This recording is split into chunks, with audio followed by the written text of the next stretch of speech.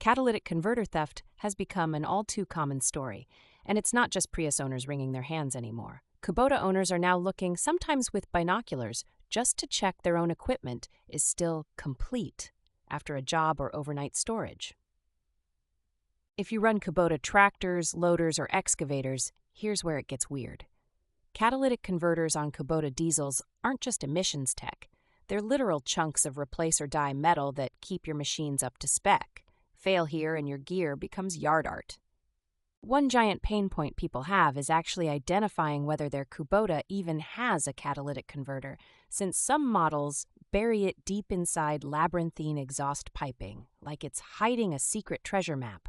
I'll cut through that. On most Kubota models built after 2014, the converter is a bulbous, can-shaped section right after the exhaust manifold. If it's rustier than everything else nearby, congrats! You've located the prize. Kubota catalytic converters often look way simpler than those on cars. But don't let the plain, field-ready appearance fool you. Inside, there's still that precious metal honeycomb. Lots of platinum, palladium, even rhodium. And yes, that's why thieves love them. So what happens when the converter's gone or clogged? Here's the numbing reality.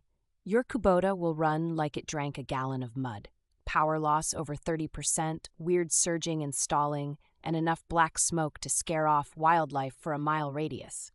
Step by step, if you think your converter's an issue, check for rattling when you tap the exhaust, visible cuts or welds, then sniff around for a sharp, sulfurous, rotten egg odor during a cold start.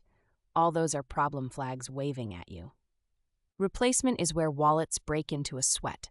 A genuine Kubota catalytic converter can cost anywhere from $800 to $2,500, and that's if you can actually find stock. Aftermarket versions may run $400 to $1,000, but quality varies wildly.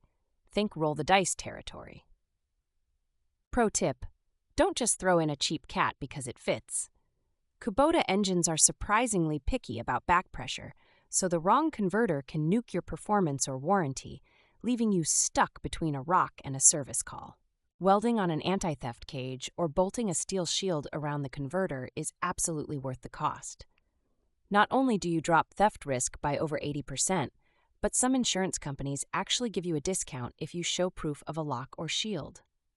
If you're handy, removing and replacing a Kubota cat is a two-wrench job, but the exhaust bolts are notorious for being seized up tighter than your grandpa's savings account.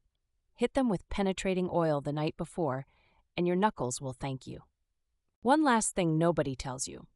Running a Kubota without a converter, or with a hollowed one, isn't just illegal in many states, it often nukes your fuel economy. That extra $10 per tank doesn't sound sexy, but it adds up to a surprise $800 a year for heavy users.